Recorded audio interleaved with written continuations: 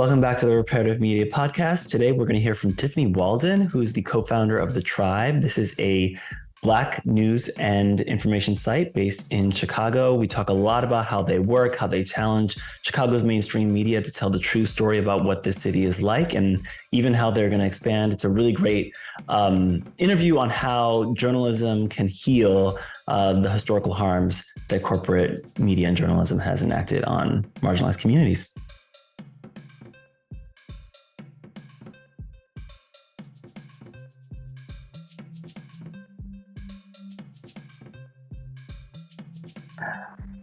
Hi, Tiffany, and thanks for being on my podcast. Hi, Amar. How are you doing? I'm doing well. How you doing? Hanging in there. I'm doing well. Yes, I'm excited to hear for the audience to hear about what you do and what's got you hanging in there. But before we get to the Triibe, where you obviously work, I wanted to just ask in general, how did you get interested in journalism and kind of community-based storytelling? Is that something you always knew that you wanted to do? That specific part of it is not something that I always knew I wanted to do. I knew I wanted to be a journalist. When I was young, I just didn't know the name of the job. I grew up reading Vibe magazine, The Source, Double XL, Nickelodeon magazine. I was very much a magazine girl. I also loved watching music videos and watching, Behind the Music on VH1 or, 106 in Park. And I would see people like interviewing folks. And I was like, I want to do that. I want to be the people that interviews people. I want to be like on Behind the Music, the music expert that had their, lower third, and they were called a journalist. So I was like, okay, I want to be a journalist. And that kind of set me on my path from there of wanting to be a writer.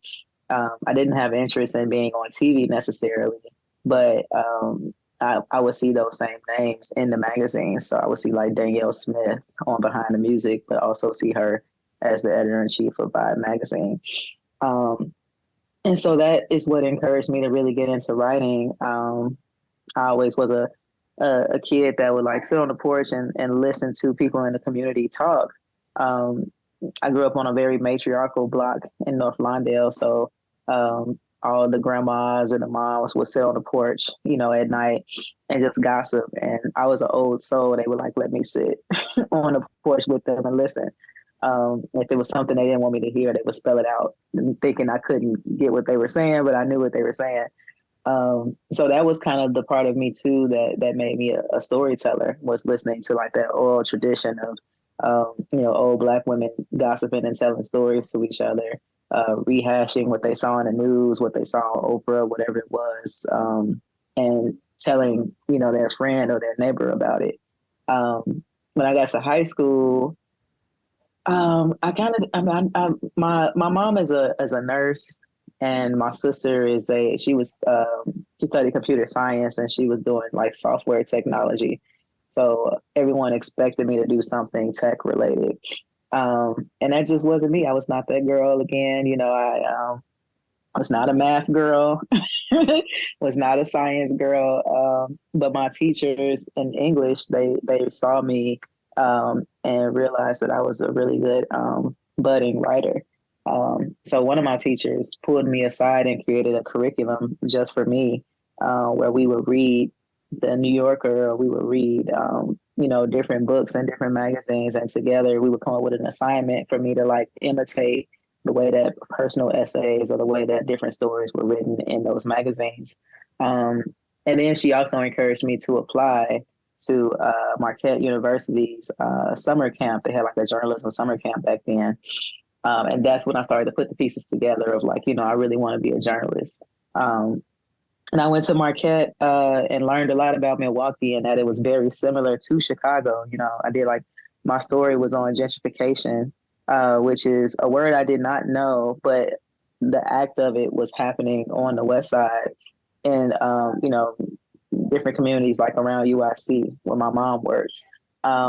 So a lot of as I was just, young and putting the pieces together, I started to see that like, not only is journalism this thing that is amplifying hip hop and like urban culture through music, it's also this thing that bridges communities together so that, you know, Black people in Milwaukee can see that this same thing is happening in Chicago, it's happening in St. Louis, it's happening here, it's happening there. And that's really what kicked it off for me. And I went to Medill after that. I applied into Northwestern's journalism school and got in. And that's where my journalism career really started. That's a great story. I love how, like, when you don't know it, like your family context, the context that you grew up with, both positively and like negatively positively influences you, right? Like, you know what you're attracted to, you know what you don't want to do. And you kind of like intuitively kind of figure it out. I don't know if you know this, but before I went to grad school, I was also a journalist. No, I didn't know that. For like I did internships in undergrad and I did like one job after college before going to grad school. But I remember my parents also wanted me to do STEM, science, tech, engineering, which is funny because my mom and my aunties, who also were like big presences in my life, are all teachers. So it was like, really, I think they just wanted me to make money, and I feel like journalist for Black folks is not a position that people see as one that's like going to make one into a thriving professional, right? And honestly, it's like, yeah, the career is not what it used to be, right? So I feel like those of us who do it, who have done it, do it because we love it, right? And you really want to tell those stories. It's really out of the passion. Yeah, for sure. Because my family was not thrilled when I said I was going to Northwestern to study journalism. They weren't thrilled when I applied directly into the journalism school because I also wanted to go to Marquette. But I was wanted to go to Marquette for journalism, and they're just like, "What is this? What are you, what are you talking about?" So yeah, it's not something that particularly Black working families want their children to go into. It's not a career that has a lot of glitz and glam to it, especially if you're not on a broadcast side. Like if you're not a anchor, then it's, to most people, it's just like, well, what is journalism? It doesn't make any money. Like, that's a waste of time. And I have friends in college who went through the same thing with other, creative art type of careers too, where their parents just, may not have fully understood what they wanted to do. So I think for a lot of Black youth, it is hard having those aspirations of wanting to do something a little bit more creative. And having family members that really don't understand that path. Yeah. And you do it anyway. And that's the power of, self-reliance and like having a mission. And speaking of that mission, you obviously started the Triibe with Morgan Johnson. How and why did you do that? The how is interesting. It wasn't in the direct, I guess, plan chart that we had for ourselves. Me and Morgan met at Northwestern. We're sorority sisters. So we always knew that we would work together because she was studying film at Northwestern and I was studying journalism. So we had a lot of chemistry and a lot of things that we connected on and similarities and the way that we grew up and, where our grandparents grew up. So it was kind of a natural synergy for us to work together, but we just didn't know how. When I graduated from Northwestern, my first job was in like a small town called Abilene, Texas. And then I was at the Orlando Sentinel directly after that. Morgan was in Milwaukee. She had a job at 371 Productions, making documentary films. And every day I found myself complaining to Morgan about my job as a reporter. I was a breaking news reporter. So I covered everything tragic all day long. So car accidents, murder trials, missing children, you name it, I was covering it. And it was just becoming really depressing for me to be covering those topics in the way that we were covering it. The thing I didn't know about Orlando was how much of a diverse community it is that doesn't get talked about as much. I think when we talk about Orlando, we talk about Disney a lot, but a lot of the community there is Haitian, a lot of the community there is Jamaican. And me coming from the west side of Chicago, I had never really interacted with folks outside of like African American, like Southern African American people. And so being in Orlando, and having to cover these communities and being like one of the only Black people on the desk, for certain periods throughout the day, I would have to go into these communities and try to ask people on the worst day of their lives, how they're feeling. And then, do so in a way that allows you to come back into the office and write up your story quickly so that it can go up on the website. And then sometimes it'll go up on a website and the family can't even read the story because it's on a paywall. So there was just so many different dynamics there that was sad. And Morgan was just at one point like, girl, just quit and come home. And I was like, I don't think I could quit. Like, I finally convinced my family that this is working. And now I'm thinking about quitting. So then during that same period of time, Laquan McDonald was killed. And I watched how national media kind of parachuted into Chicago. I watched the way that people in Orlando was talking about Chicago. And even with myself, whenever I told people I was from Chicago or met someone who asked me where I was from and I said Chicago, they would ask me if I've ever experienced like gun violence or, if I've ever been shot and all of these things.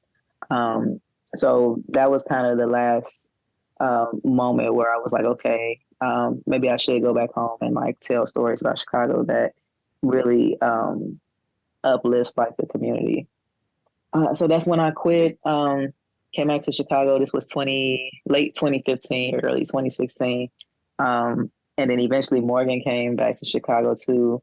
And I just started freelancing and I was telling a lot of stories about Black Chicago that resonated with people that I know. So like I told a story about Mike Love and Adiz and like what happened to Bad Boy Radio that did really well and went viral. I told other stories about what it's like to be a Black millennial in Chicago and like party. Cause, here, when you try to get into a club, there's all these restrictions. You got to wear these type of shoes. You got to do this. You got to do that. Where it's like, I've lived in DC. I've been to Houston. I've been to Atlanta. Like, it's a totally different vibe and culture there. Blackness is embraced there. And so those type of stories, as I was writing them here and telling them, we started to see people's reaction to that type of storytelling and it being something new and fresh and everyone wanting to like work with me. But, Morgan came with the idea that we should start our own media company. And that's what we did. And it's really a testament to her because, I just didn't grow up in an environment where it was like, let's just start your own thing.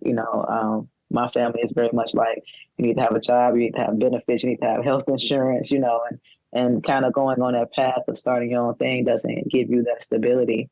So really, the tribe is in existence because of Morgan and her fearlessness to start a company with me.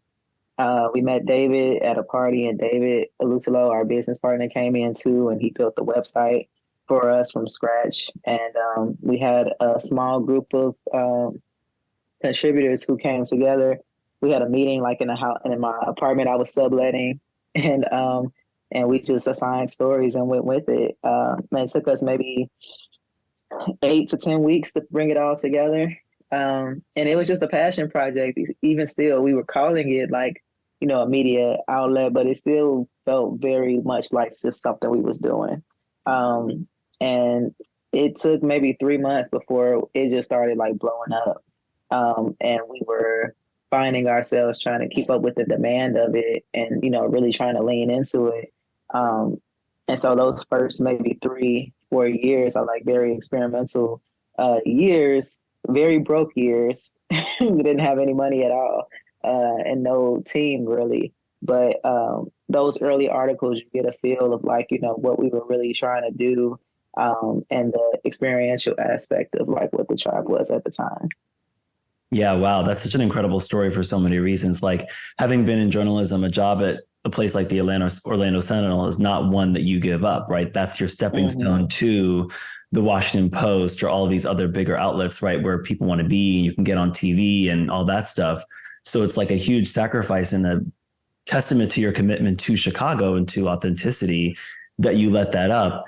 And then this idea that the story of Chicago has not really been told in the national level is one that I think everyone here knows. Like it's amazing. Even I'm not even from Chicago. Whenever I'm elsewhere and I say I live here, I get the same shit. I get the same response. And it's just like, y'all, like, it's a big city, y'all. There's a lot of things that happen in the city besides shootings and violence and gangs and guns, right?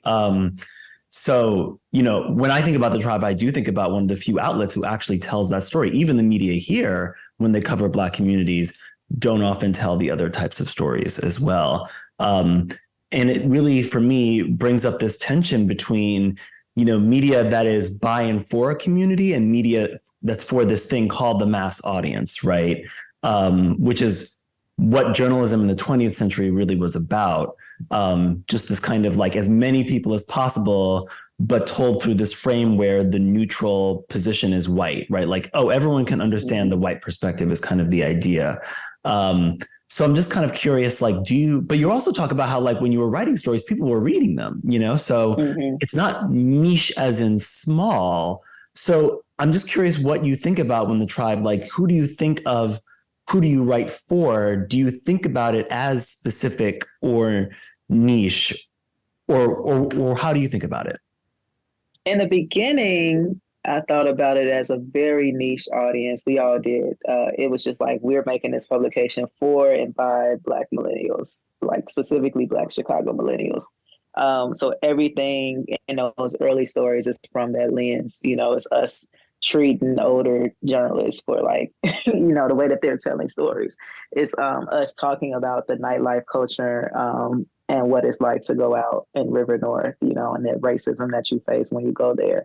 So all of those stories are niche in the way of, we were writing from our own perspective, so to speak, and the perspectives of others who were in our age group here in the city. The pandemic is when things changed for us. We knew at that time that Black Chicagoans were going to get the short end of the stick. We just didn't know what exactly that was going to look like, but we knew that this global health emergency was going to impact Black people more. So that's where, in the early years, again, I was trying to escape news. I had came out of breaking news. I did not want to do that again. And the pandemic, I had to put that hat back on. And we found creative ways to like tell or to give rather information to people during the early like onset of the pandemic. So it was me live tweeting every press conference, the one from the president, the one from the governor, the one from the mayor's office, live tweeting it every day.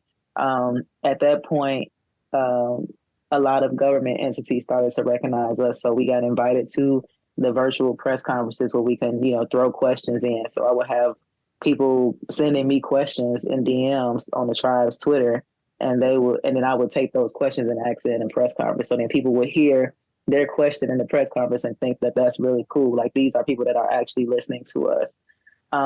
We also tried to tell stories about the larger Black experience during the pandemic. So one of our most popular stories still to this day is the story that V.L. Harrison told about the house party that happened on the West Side in Galewood that TMZ and all of them, sensationalized. And we came in after the fact and told the story about why they had that house party. And it's just like, those were the type of stories that people started to get to know us for and see that like that perspective of Blackness was missing from the mainstream media. And that like, there's large groups of people that don't watch the news. Like, journalists have this arrogance that everybody reads me, everybody watches me, especially TV journalists. It's just like, oh, everybody watches me. And it's like, no, like, let's bring that down. People do not watch. A lot of people don't watch the TV news. And so the people who were following us were those people. Like, they didn't know how to watch a press conference. They had never watched one before. They didn't know what to take from press conferences, so it was us breaking that information down to people. And I think that's when our audience grew from like this niche Black Chicago millennial audience to just like a larger Chicago audience. And I wouldn't even say specifically just a Black audience. We're still writing from a Black perspective always. We put us first, but then you started to see other racial groups come in who may not have understood why they had a party on the West Side in the middle of the pandemic, and they came in, read it, and now they understand why. Now they have that sympathy. Now they're able to empathize with them. And so the next big thing happened, which was the 2020 uprisings after the murder of George Floyd. And I'll also add the murder of Breonna Taylor too, because she doesn't get highlighted during that time, but she should be, because her case is just as important to that moment. But during the uprisings here in Chicago, we also were the only ones who were on the ground, like actually live tweeting what was going on and telling a perspective that was different from what TV was doing. TV was, only showing, they like the word clash. So it's like, these people are clashing with the police, or these people are clashing here. They're doing this, they're doing that. They're looting here. They're taking things here. They're tearing this down. So everything for them was like very destructive, very disruptive, like perspective of telling this story about these angry Black people that's just like going wild. But our perspective was like showing how, there's a point to movement work. There's a direction of movement work, and that the movement work from years before brought us to this moment today, and is bringing us to the moment we're in currently in the present time with Brandon Johnson being the mayor-elect. And so the uprisings also was another moment where our audience grew to a national one. Really, we started seeing people from other cities come in and watch what we were doing, what we were talking about. Sister cities like Oakland started to, look to our publication because, Oakland is a big activist community too, and they look to Chicago as like the center of activism. And then the organizing community too also kind of got on board with what we were doing as well, and started talking to us more and opening up to us more. So I think, as much as 2020 was a hard time, and we lost a lot of people, and a lot of grief when I think back to that time, it also was a time where I think we really found our footing and like what our role is in Chicago's media landscape, and others started to recognize it too. Yeah, I definitely agree. I had obviously known about y'all beforehand, but it did seem like you scaled up your activities and really refined that idea of journalism, like almost as a service by and for a community, and like truly by and for, versus that example you gave with Orlando, which is common journalism practice, right? Is swooping into communities when something's wrong, taking your information, and then publishing it, and they can't even access it, or it's not really written for them or from their perspective. They take the police quotes and do that first, right? And misidentify people and say the wrong things. It's like so extractive. And what you're talking about is really like, we're sourcing the questions from the community. We're talking to people to get the fuller story. We're really trying to show the complexity of topics and not try to like dumb it down or reduce it or simplify it or shorten it because we think people can't handle it, right? And I think, you actually got noticed for that, right? Like that was what actually made you popular, by not treating your audience like they can't handle the difficult complexity of everything, right? And it's like educational, because even like, I would say that that scaling up happened in real time, and it was all experiential it was a big experiment in real time. Like it was literally us being like, okay, it's three of us. I'm the only reporter. How can we tell the story of COVID? Let's just live tweet it. I could do that by myself every day, So like, that was just like us responding to us being a small newsroom and not having a team. And then live tweeting and people responding and giving questions. I had a part-time job while we were starting the Triibe, where I was working social media for a company that handled social media for hotels. And at that job, I was taught, you always respond to people when they say something. So and if you notice, if you go to like a hotel's Instagram or a hotel's Facebook or something, you send them a message or you DM them, they do respond, and they respond with your name.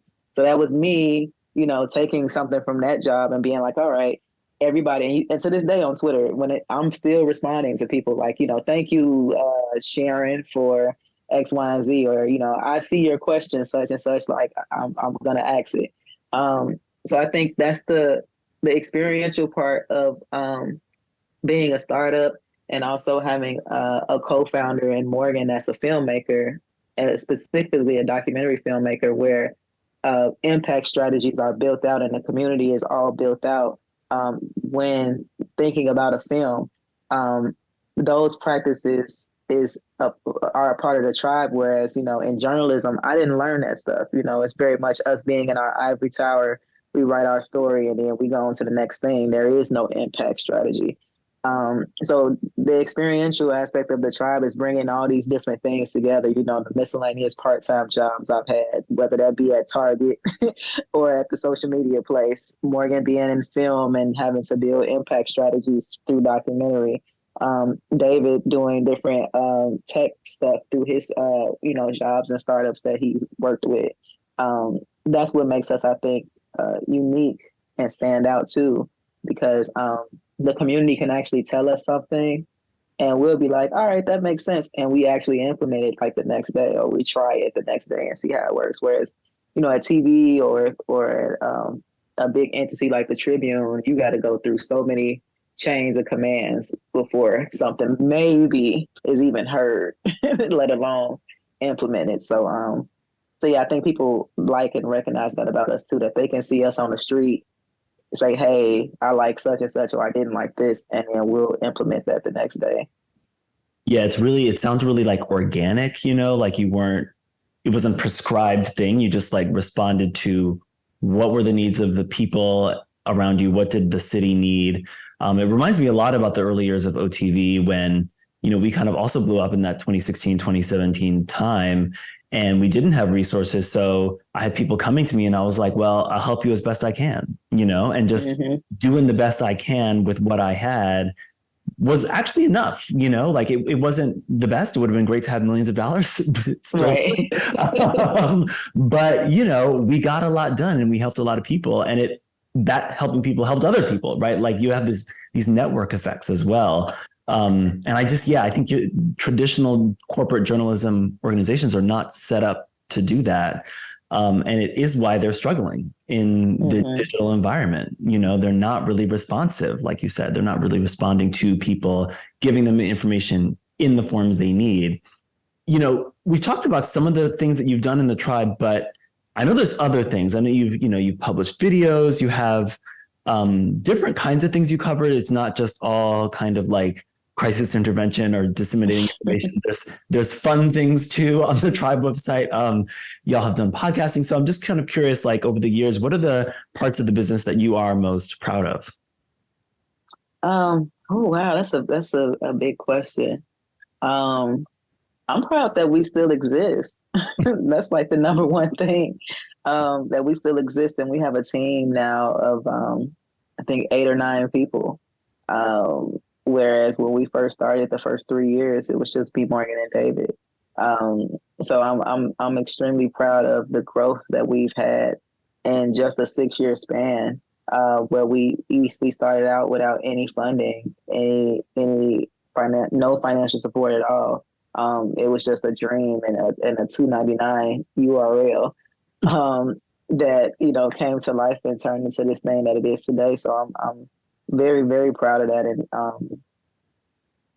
And every time somebody, talks about the tribe or says that they know it, or I have a friend that might be in an airport somewhere and they got a tribe shirt on and they're like, I know the tribe, like, that just really warms my heart.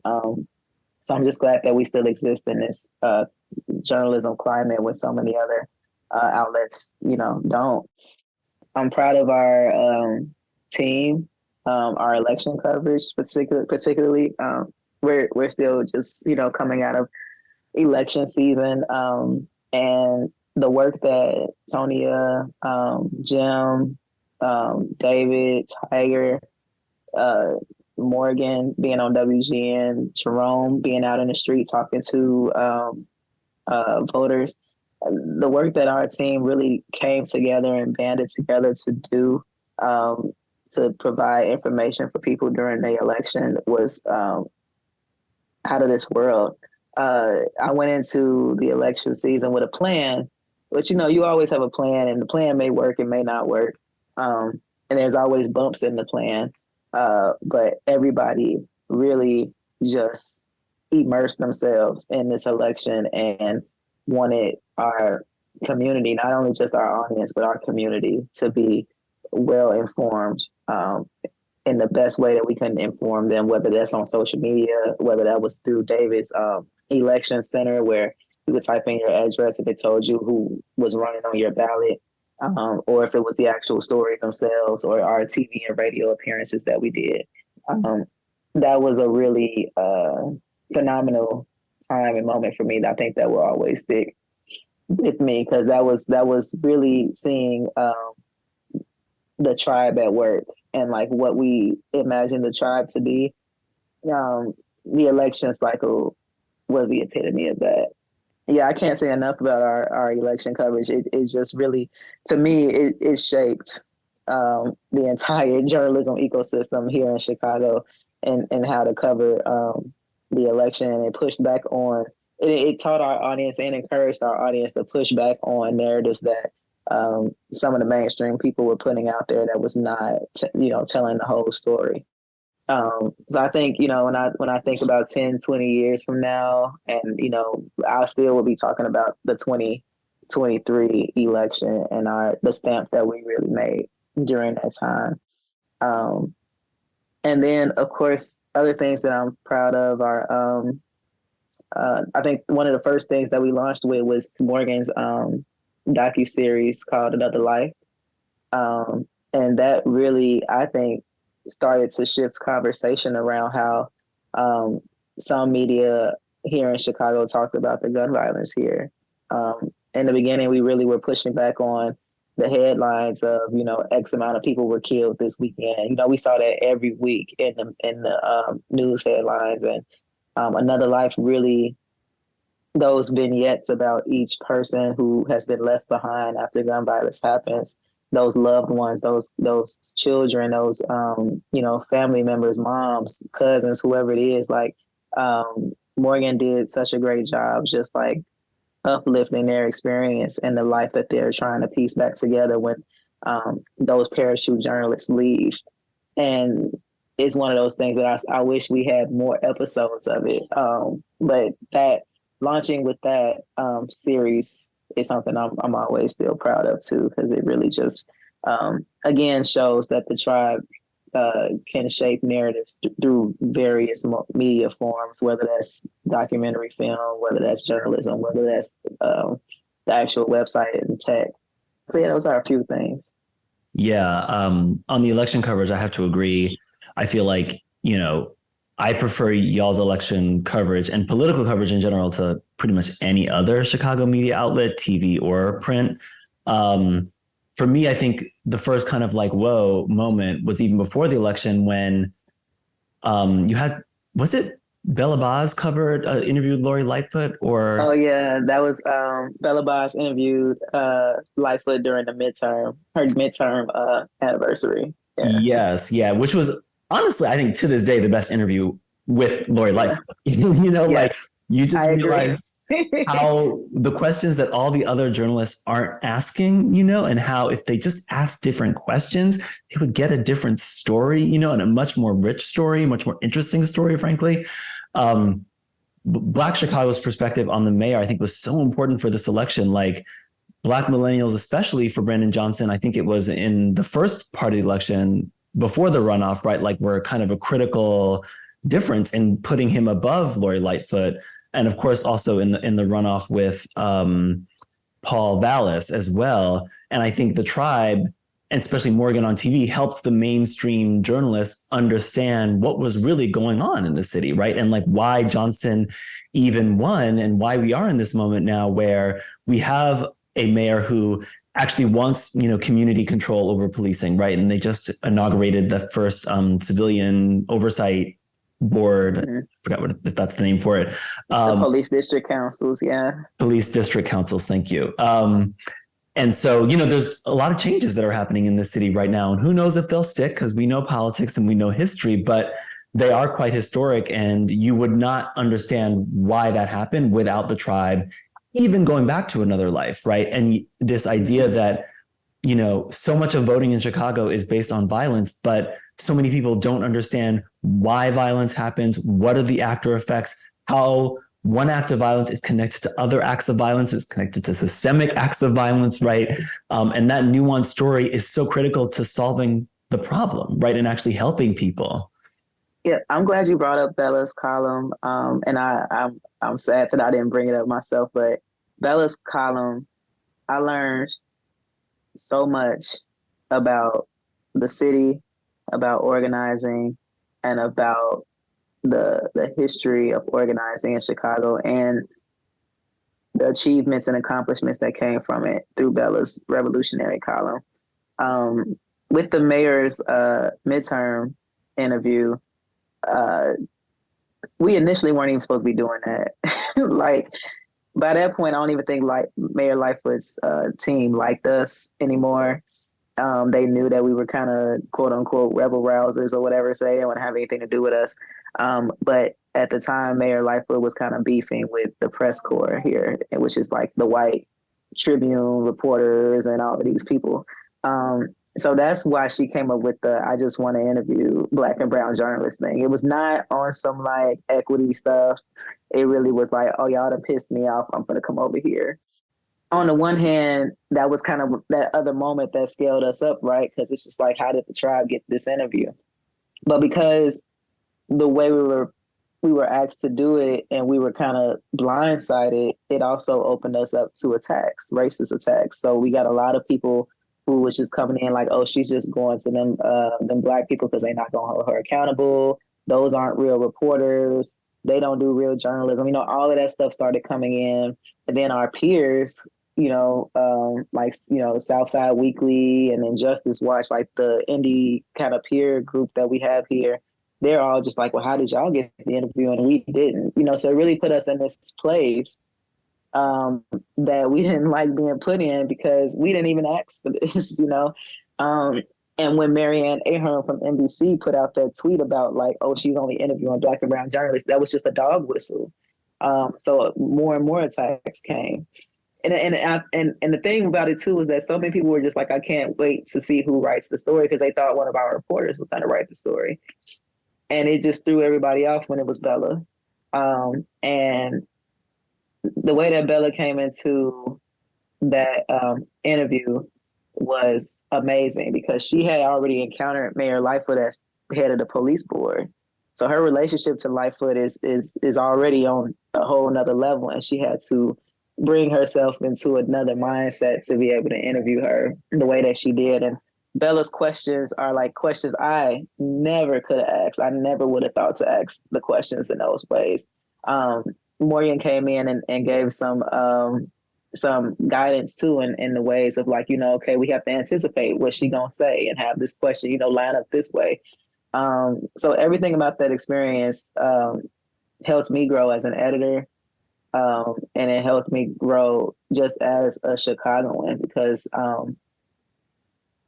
a lot of what the tribe is, I think, comes out of like us learning and listening to organizers here in the city, whereas other media doesn't take that time to consider them. So Bella's interview with Lightfoot is definitely like up there, if not like top two things that have happened since we have been in existence.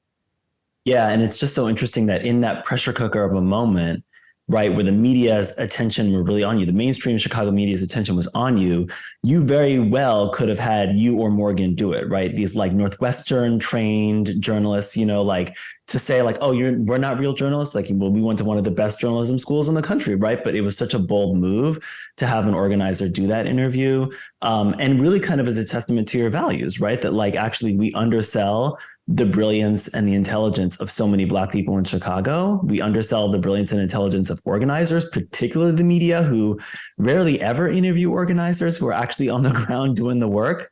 So they don't consider them experts. Like journalists do not consider, in the same way that you look at like police, they look at police as a first source, or they look at the fire department as the first source. They do not look at organizers or people in the community as that way. So that's more than half the problem right there, because it's like, who else would know about the history of the police district councils coming into existence than the people that have been fighting for it since the Black Panthers in the 70s, like, or in the 60s, I'm sorry.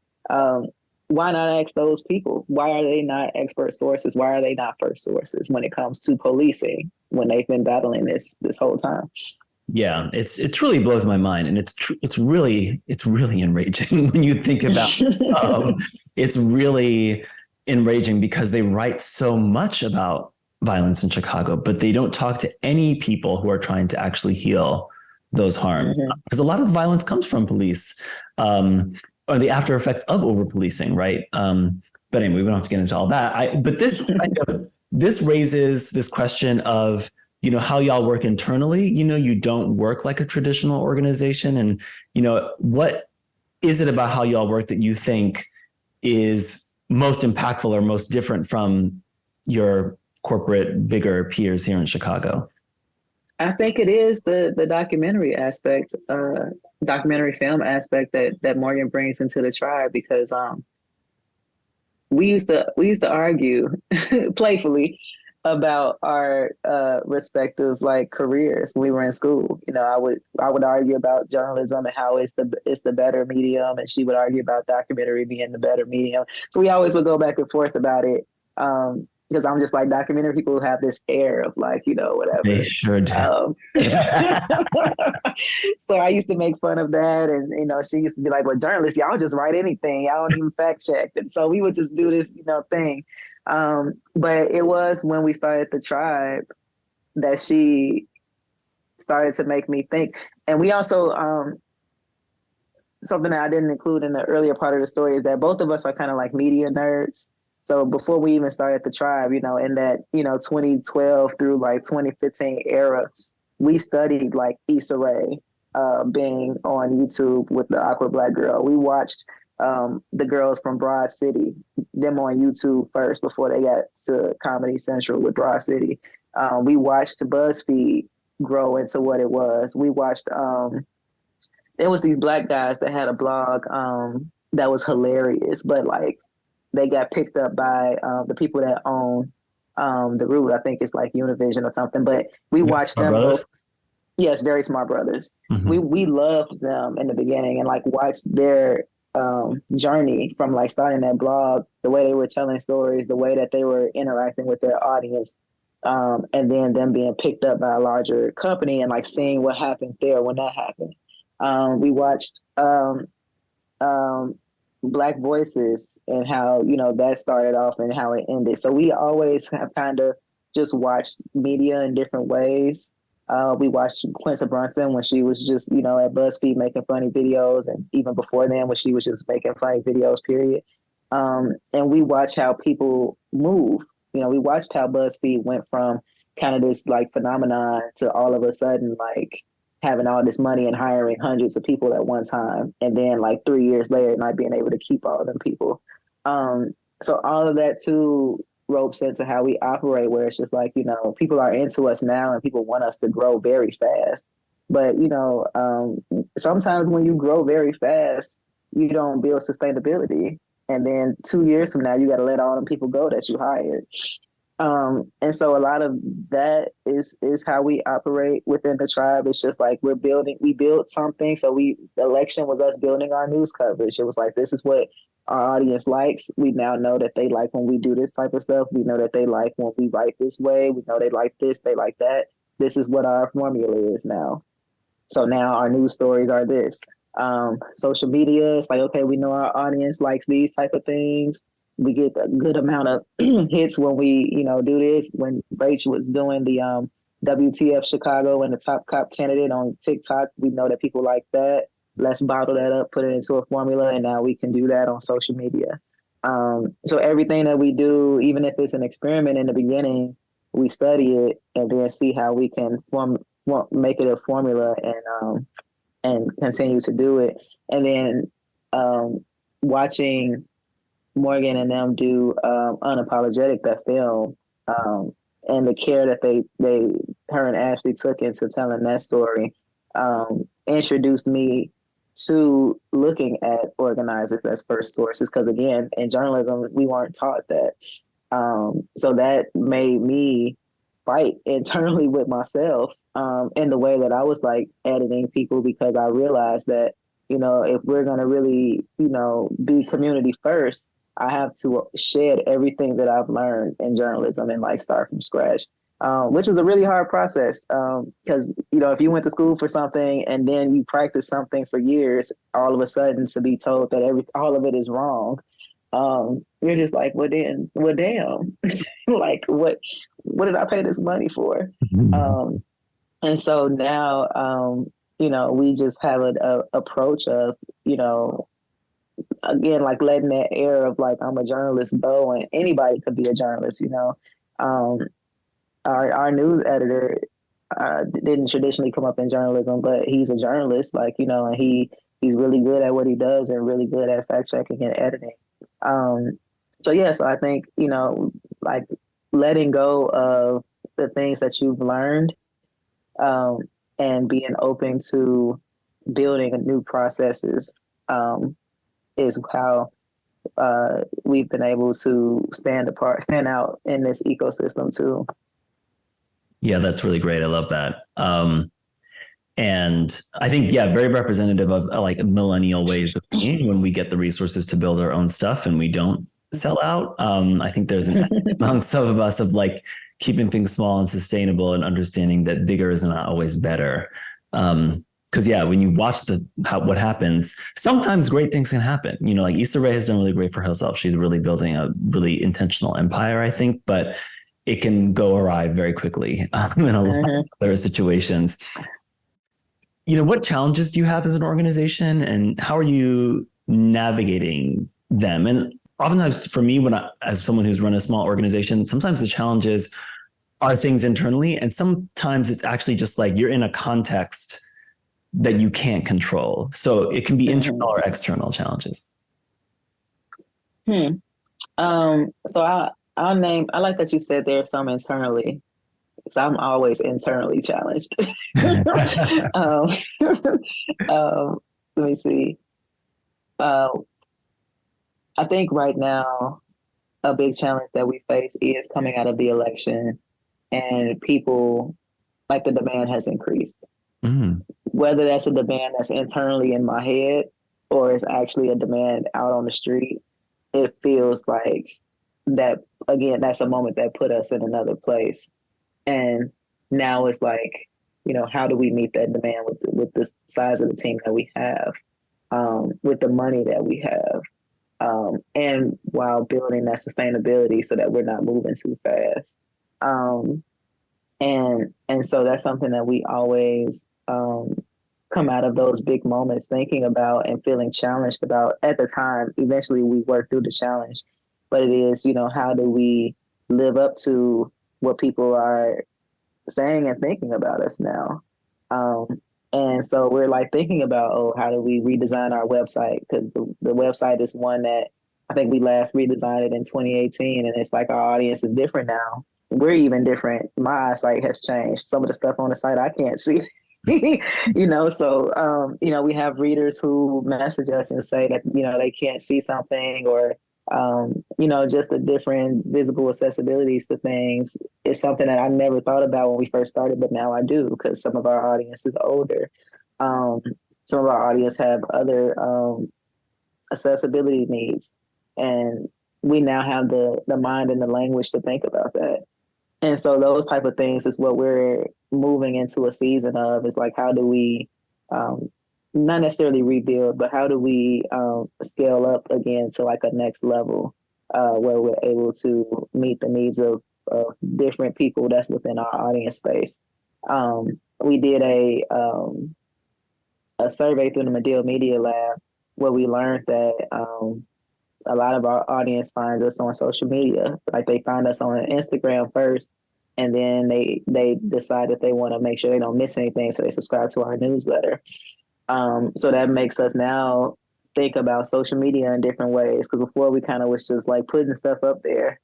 And then now it's like we need to be intentional about how we put things up there. We need to think about how do we direct people to the newsletter because that's a source of like revenue for us. How do we turn a newsletter into a source of revenue? Um, do we split the newsletter up so that some of the stuff still stays free for people who can't afford to pay? And then another part of the newsletter maybe is for members only and they have to pay and they get, early access to things or whatever. I guess to sum all of that up, the challenge is kind of like a business challenge. Like, none of us came into this as business people. None of us have MBAs or have worked at like, a Facebook or something like that. So a lot of the systems, even the system of like creating formulas for things, that's all like us experimenting and trying to do something that we've never done before. It's like a kind of a deep study, like research time for us in order to do that. So it's pushing us and challenging us to be better business people and to think about this as a business as much as we think about it as like a community service too. Because if we're not sustainable, then we can't serve the community either. But also our community is not a community that, will pay for like a New York Times subscription, so we have to also keep that in mind so that, we're not throwing paywalls on things that our audience can't afford. So that's kind of one of the biggest challenges that we're in right now. Always the challenge of the demand to tell the stories. After the election, and especially when Morgan went on WGN, everybody, more and more people know us now. So we get pitches and news tips and things left and right of people wanting us to cover stuff. And I always feel bad when we can't cover something because we only have one reporter, one news editor, and then I'm pivoting to doing more arts and entertainment to like build that department now. But yeah, we only have one full-time reporter, one full-time editor, and then it's me. So I'm constantly trying to explain to people that like, we can't get to that. I'm sorry, but please keep pitching us though. One day we will get to it. But that's also the challenge because, I wish we could cover everything. I wish we had, 10 reporters and we can cover, much more. But we just can't right now. And we don't have the budget yet to be able to do that, but we will soon. And, I believe that we'll get there. Internal challenge for me is always, am I being a good leader and am I actually, leading my team to the next level for themselves? And I felt there were periods during the pandemic when, we hired our first team members during the pandemic. And I'd never managed anybody before. There's never a class on how to manage people or anything. So to hire people during a pandemic, to work virtually during a pandemic, and then to like keep people and yourself spirited and like uplifted during that time was really hard. And there were moments where I wasn't the best manager. I just, didn't know how to be a good manager in those moments. Now I feel like I'm much better at it, but I'm always trying to see how I can, be better or make sure that my team members have things. Another example is like one of our reporters, Tonia, wanted to tell an investigative story that she had a tip on, and I was like, I can't help because I don't, I wasn't trained to be a investigative reporter, so like, I didn't even know where to start. So I tried my best to get her, where I could. But then at some point it was just like, I can't lead you anymore in it because I just don't know how. So, I'm a person, I'm very much I'm a Scorpio. So I will sit and just beat myself up and brood about it for hours. But, I've now gotten to a place where, and especially after covering those two, the pandemic and the uprisings, and then now covering the election, we have a really good support system of foundations who always are coming in offering services or offering us experiences. Tony had just got a fellowship that we haven't announced yet because it's embargoed, but she's going to be doing a really cool fellowship where she'll be able to get some mentorship and some of the opportunities to meet people to help her tell those types of stories. We also hired Jim Daly, the news editor, who is more of an investigative reporter, and so he's able to help guide her in that way. But yeah, it's always like, you lose people when they don't feel fulfilled in their job and they don't feel like they're able to move up in their role. And so for me and for Morgan, we're always thinking about, how do we make sure that everybody has like what they need. And those are the things that we're kind of just learning as we go along because we weren't taught that. Yeah, nor did anybody care about my needs when I was in the newsroom. So it's just like, I don't even have an example of somebody who cared about me. yeah, that part. Yeah, I mean, it's like unlearning what you never learned, right? Like the legacies of these institutions that don't nurture Black people. You've got to, when we do it, we do have to kind of do it on our own and experiment and figure it out. And that's okay. You'll figure it out. It'll be fine. And finally, I think you kind of hinted at this a little bit, but what are your dreams for the tribe? What's your, when you go to bed softly and sweetly and you think about the tribe in 5-10 years, what do you think about? I like this going to bed softly and sweetly. I like that. So one of the inspirations for the tribe is Ebony magazine.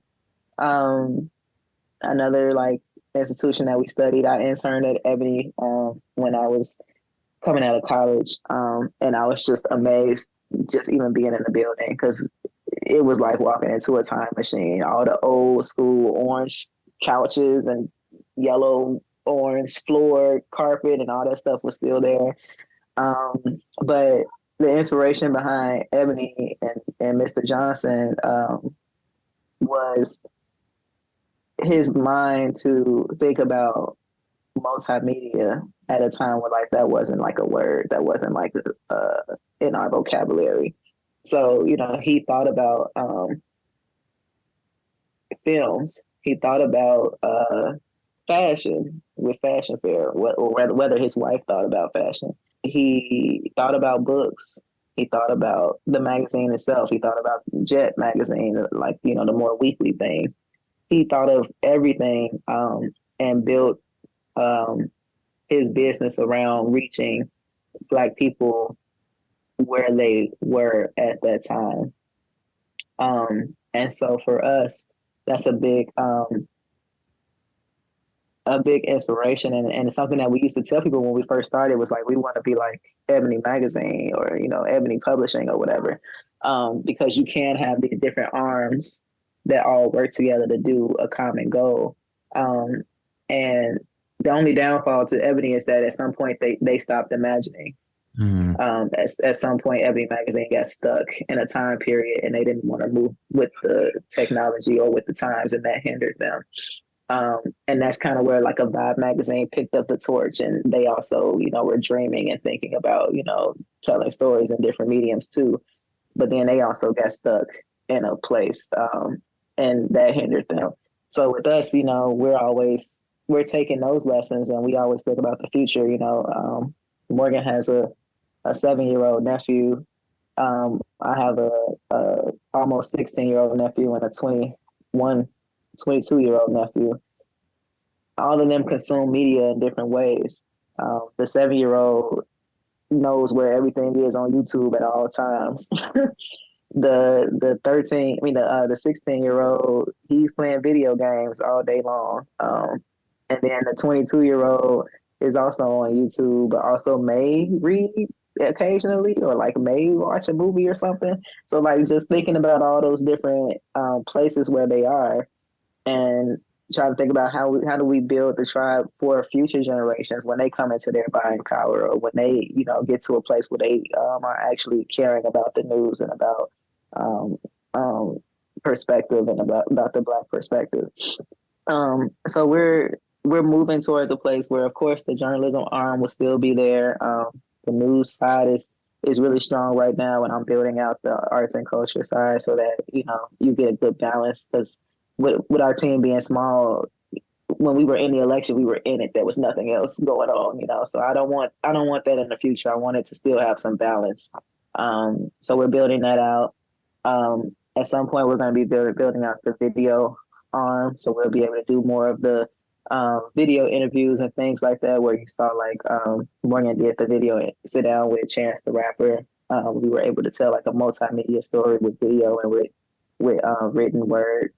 And I'm really, really, really excited to build out the film arm of the Triibe, so Morgan can start making her films.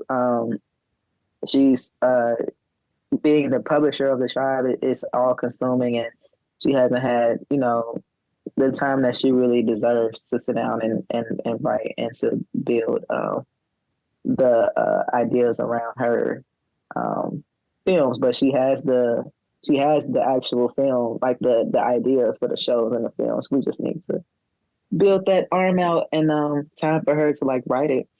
And then of course, like events, we were doing Tribe Tuesday already, and we're about to bring that back up since it's summertime. So you're gonna see soon. We're doing a summer series with Rooftop Cinema Club, where we'll be hosting movie nights. So our first couple of movies in June are gonna be Miss Juneteenth, and then it's gonna be Tangerine. And awesome. So we'll be showing those and inviting our audience to come watch. And then we have dreams of larger events too, similar to like Afrotech, but on a more Afrotech has turned into like a party. They've like lost the mission. Ours will still like have a mission. And then finally, tech. David's Election Center is like a really great example of how you can use technology to tell stories in different ways. And in ways that helps maybe like, you know, my 16-year-old nephew really immerse himself in it. So I'm excited for the day too, where we're able to build out our tech arm as well. That's all very exciting. Especially, I remember Tribe Tuesdays in the early days. That was really cute and really fun. So I'm glad that you're doing that. And I want all the rest for you as well. Thank you so much for taking the time. It was such a great, insightful interview. It was great to get a little bit more texture behind the genius that is the Tribe. Thank you again. And these were excellent questions. I'm like, I hope I answered all of them for you. You absolutely did. Yes. Thanks so much. All right. Thank you.